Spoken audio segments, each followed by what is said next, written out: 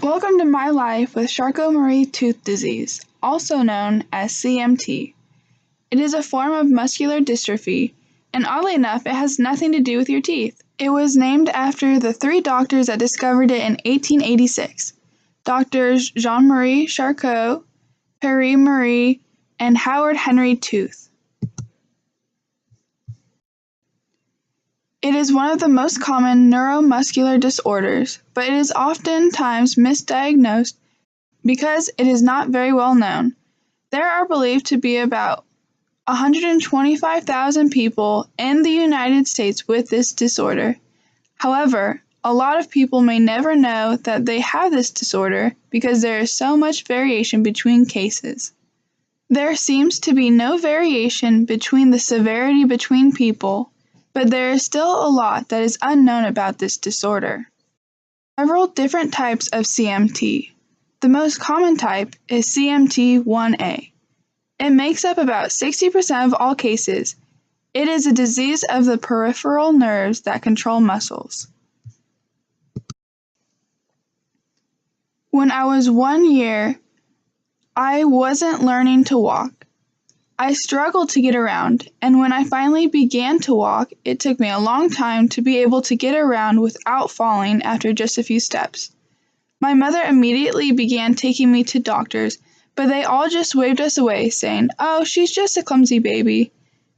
When I was 2 years old, I was finally learning to walk, but I still fell constantly, hard enough that once I even chipped a few of my front teeth. My mother insisted that I was not just clumsy. There had to be some reason that I could not get around like the other kids my age. For years, we went to doctor after doctor with no answers. Finally, when I was 5 years old, we were pointed in the direction of the Muscular Dystrophy Association. This is also known as MDA. MDA works to fight muscle dystrophy and diseases of the nervous system. They do this by funding research, providing medical services, and educating medical health professionals as well as the general public.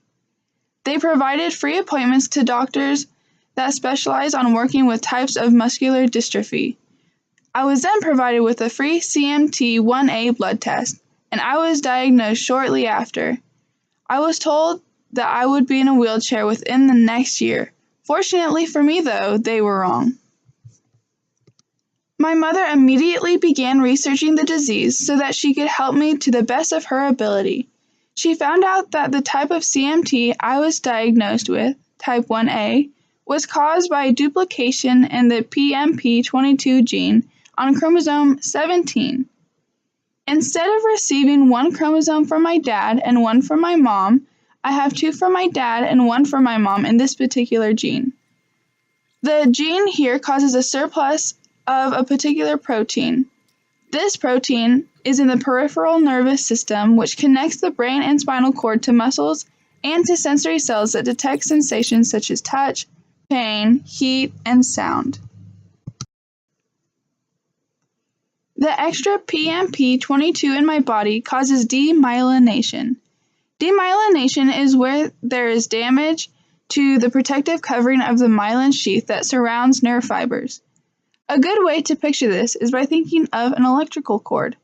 The wires in a cord are used to pass electricity, kind of like how a nerve sends impulses from the brain to the muscles, and around those wires, there is a protective covering that keeps the wires from getting damaged.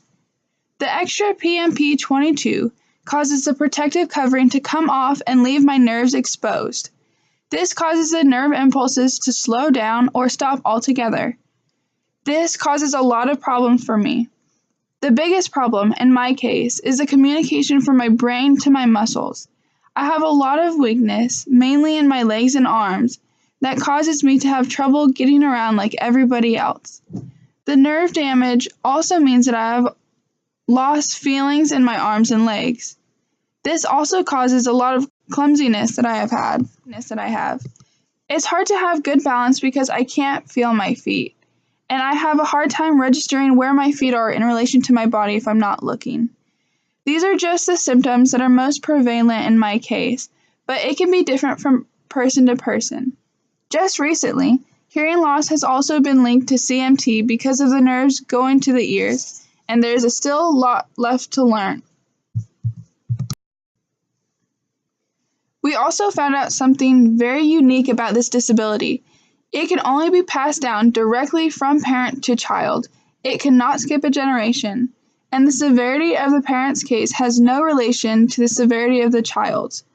There also is a 50% chance that it will be passed on to the child. This is how we discovered that my dad, uncle, and two of my brothers have CMT as well. However, my symptoms showed up a lot earlier than theirs did. Unfortunately, there is not a cure for CMT at this time. I have seen the country's best CMT specialist, Dr. Shai, and he informed us that he is doing some tests on medications that he hopes will stop the progression of this disease. Apparently, a lightning bug's glow comes from PMP22.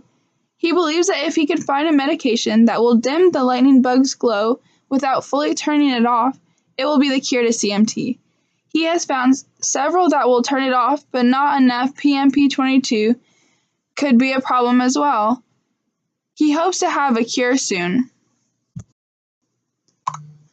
One way that I treat this disease is I started hippotherapy, also known as horseback riding, when I was 6 years old. This helped strengthen the muscles in my hips and legs and allowed me to start getting around a lot better. Riding really helped me, especially when the doctors provided me with legs orthotics that helped to prevent any foot deformation that I could have had due to tight muscles and tendons. Thanks to those treatments, I was able to keep walking and get around doing what I want to do now.